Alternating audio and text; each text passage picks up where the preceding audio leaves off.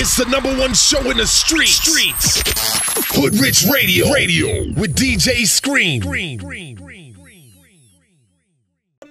show in the street, superstar check-in time. Today representing the building is none other than Sy Ari the Kid. What's Welcome up, to brother? Hoodrich Radio. What's up with it? What's up with it? How you feeling, man? I'm good, Are man. you freshen up today, man? You think so? Are you? A little sauce, you know. You might I'm be loving missing the style. I'm loving it. All you need is some gators, man. Nah, you know, I like to wear Timbs all year round. So, like, you know, I was born in New York, so even though I'm from Atlanta. How does that work with Tim's in the summer? That don't work out for me. Rule breaking, man. You do what you want. Timbs, I don't know what people say, like you only use the Timbs for, like, when it's snowing.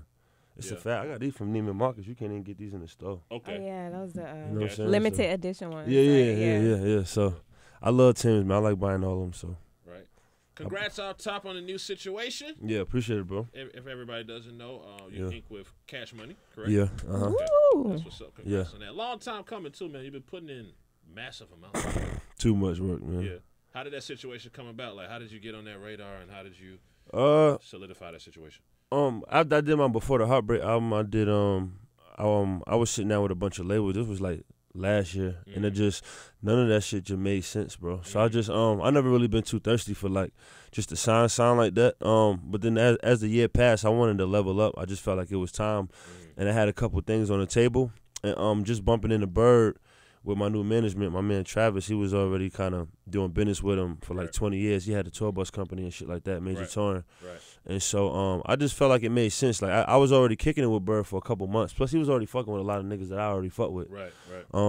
But I just was vibing with him, picking his brain, kind of some behind the scenes shit. I was just chopping it up with him, just kind of knowing the business. Of course, already hearing the shit that's going around, but that ain't, you know, I never really been one of them like gossiping, like feeding into the, you know what I mean? Everybody run their fucking mouth and shit. So. Plus, I know how I handle business. You know what I'm saying? I always been a businessman. Like, I always been about my cash. Like, if I'm about to do business with somebody, I pay up front. If you know what I'm saying? If I'm going to be on time, I'm going to do what I do. So, but nah, he just, after seeing what I had on the table with a couple other labels, because I had told a lot of motherfuckers no. You know what I'm saying? I just was like, and it wasn't just about me getting in advance, because I already had, like, a business-oriented mind. Right. And you been doing shows and everything. Yeah, man, I was already on the road and shit, and I went to London, and I did all that independently, so. It was about what made sense. I had signed 4 producers, so I wanted them to get a situation as well. Because they all 4 had jobs, and I just wanted them to be able to wake up and do music the way I've been doing it for like 8 years. Right. So Bird was just like, bro, what do you know? What you want? I'm gonna give you whatever you want. You know what I'm saying? I was like, I felt like that's how the other label should have been talking to me. Right. And if it wasn't that, I wasn't gonna do it. Right. And this situation still kind of leaves you somewhat independent because now you keep creative control. Oh yeah, Bird let me do what I want, bro. Right. Yeah, he let somewhere else. They would have had a lot to say about they would have tried, but I wouldn't have did it. Right. I'm always bucking, bro. I'm a rule breaker, like, you know what I'm saying. I want to read your rules just to break them, just to remake them. You know what I mean? So, he understand. He could tell, like, you know, I'm a rebel, bro. I'm not really with all that. Do what everybody do and. You know, I do what I want to do, you know what I'm saying? But what makes sense? I don't want to just sound like, you know, I'm walking in the office kicking my feet up and, yo, nigga, you know, it's a respect thing, but at the end of the day, my creative control is always going to be me, and if I don't got that, I'm not going to do it. That's essential. Without that, then you're not you. Yeah, exactly. You know what I'm saying? Exactly. So what's the plan moving forward? I just dropped my Too Soon album. I just dropped it on May 9th. So that shit is just going crazy, man. We went on the front of iTunes. Nice. #1 on the I did the Spotify playlist. They just released the new songs and shit. They put my ex-fiance record at the top. Okay. But I still kept the organic shit with all the mixtape sites, like, you know what I mean, that put me on the front pages and shit. Shout out to them as well. SoundCloud, everything doing pretty good. Plus all the big blogs picked up the first record that Wire transferred from Birdman, me featuring Birdman, and produced by Willa Fool and Bobby Critical. So yeah, everything going good, man. Been out a couple of days. I just came back from New York though. I did a media run out there. Okay. Yeah. All right, cool. So what's the goal for Sy Ari now? Now that, you know, I mean, getting the situation is great. You know what I'm saying? But what's the ultimate? What's gonna make you sit down for a second, because we know you're hustling day to day, and just smile and be like, it's all worth it. Yeah, and I always been a real positive, happy dude, bro. Like, honestly, like, that's just how I am waking up. But my goal music-wise, because, you know, music is just not my life. Like, you see my son here, like, I'm a full-time father. Another goal for mine was just getting my parents fully straight, like, you know what I mean, which I always been focused on. But musically, I want to compete, bro. Like my goal always been to be able to compete with the greats. It's not about doing a certain amount of numbers. It's not about a certain amount of money or having a certain amount of evictions. You know what I mean? But it's just about I want to be able to compete. You know, and I know I can. I know the work and the time I put into this shit. You know what I mean? So my goal is just to be up there with the greats that, you know, they recognize. Because a lot of them, they know the name. I done spoke to a lot of them behind the scenes that fuck with me hard. I done worked on some niggas' albums behind the scenes, and it's just like, they know a nigga, you know what I'm saying? Even the ones that don't say, I don't bump to the niggas, they know the music, you know what I'm saying? So it's just like, I want to be on that top platform just competing with the best. And that's always been my goal. So you're in this musical space, putting out hits, now we're charting, we're doing all this. Yeah. All right, you go to a show, and it's a nigga, because I know you. It's a nigga in the front row want to try you. Like, I heard you got bars, nigga. What's up? Let's get it. You gonna go back to the old side? You just gonna let that be? I ain't gonna lie, bro. Nah, I wouldn't do it then. You wouldn't do it then? No. Would you do it if it was somebody on the circuit that was popping and relevant enough, and they called you out? Yeah, he gonna get it. You gonna get it? Yeah, okay. It's all about decision making. It's about, you know, it's like, chess. Let's not to throw anybody under the bus, but say Joe Budden would do something like that. That's Joe Budden-ish. Joe, like, he be blogging now though. Yeah, he be blogging. Nah, I wouldn't do it. You wouldn't do it with Joe? I wouldn't do it with Joe. Okay. No. Is that because no disrespect? No, but, I was saying that's what I'm saying. Is that because maybe before, but he battled my nigga Hollow the Don. That's my bro. He took that L, and then just strategic wise, I probably wouldn't do it. Okay, you know what I mean? But I mean, shout to Joe, but he's doing his blog thing. I seen him on the shit. Yeah. I mean, I seen a Yachty interview and shit. Right, that's what I'm Dr. saying. Chill. And Joe always got something to say. Nah, I wouldn't do it with Joe. Okay, nah, just nope. Got you. So the bars is not dead. They're there just in case. They did. Like, exclusive bars. Yeah. I just did Static Select show. He made me do it on the spot, and just out of respect, I did it for hip hop and shit. But if it ain't on platforms like y'all niggas and shit, bro, I probably won't. But I do it out of respect, for the people before me. Like a nigga like you, Scream, like you fuck with me on my first solo mixtape. You know, when a lot of, not saying other big DJs didn't, but I reached out to you first because you was just that nigga. You know what I'm saying? Right.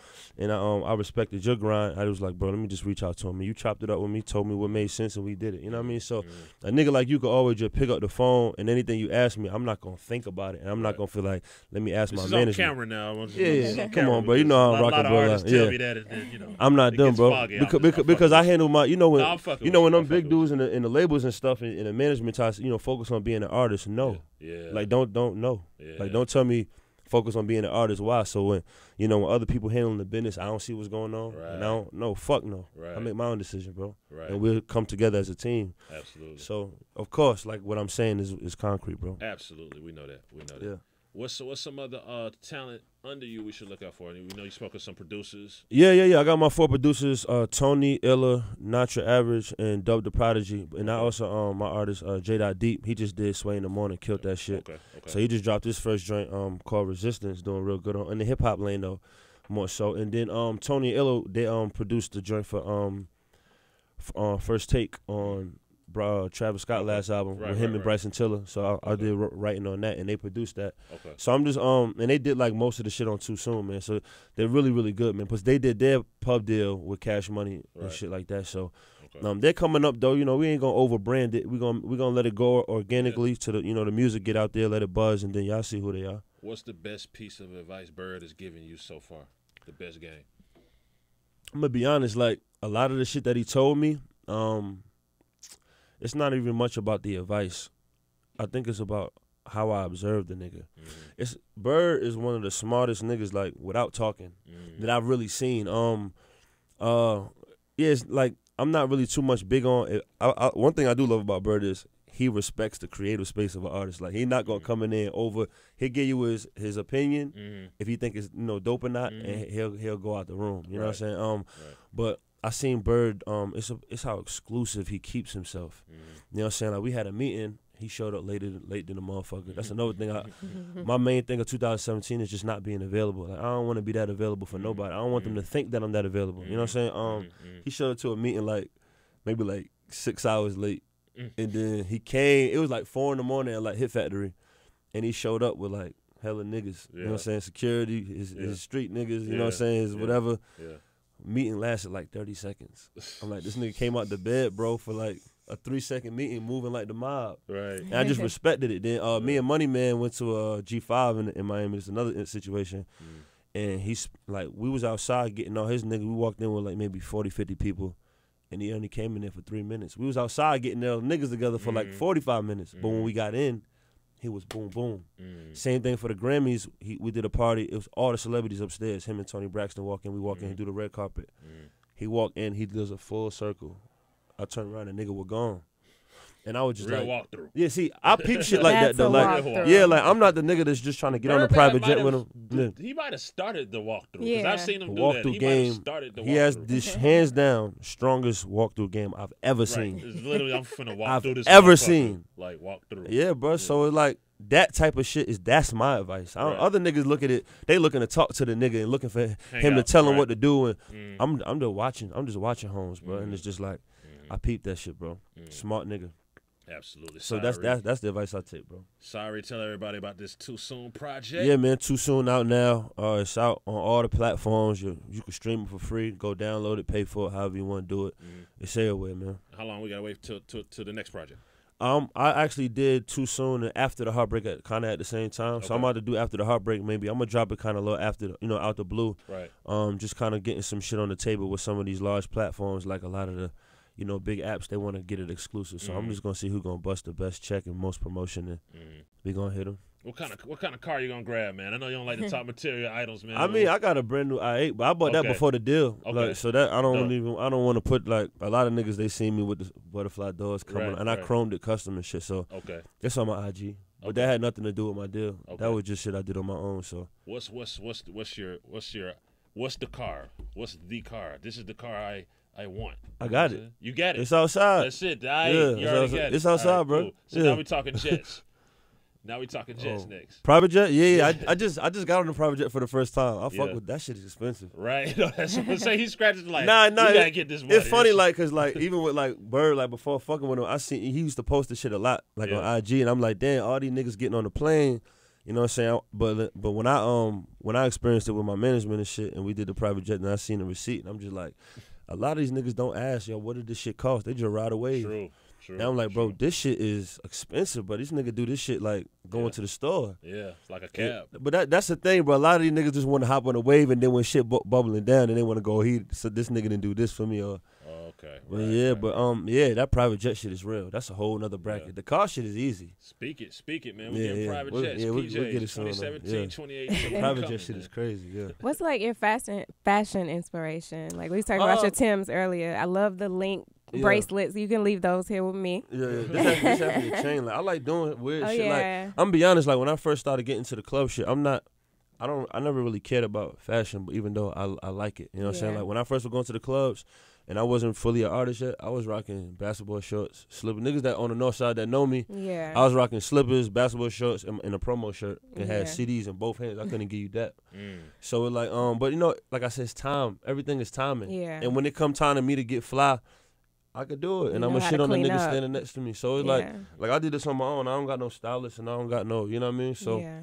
Yeah, I don't know. I love Timbs, and like I'm like, and layering most up, niggas probably wouldn't even wear this with a hoodie, but that's why I would do it. Yeah, I would ask a nigga like, yo, can I wear this with a hoodie? They be like, nah, that don't really go, and then I'm gonna put it on. You know what I mean? So I like to dress like that. I like to dress like, I'm definitely digging it. Definitely digging it. Yeah, ladies, make sure y'all check him out. Thank you. Check out Too Soon. It's available now. Salute to Sy Ari the Kid for pulling up on Hoodrich Radio, #1 show in the streets. Yeah, keep us locked. It's Hoodrich Radio, you better not change the station.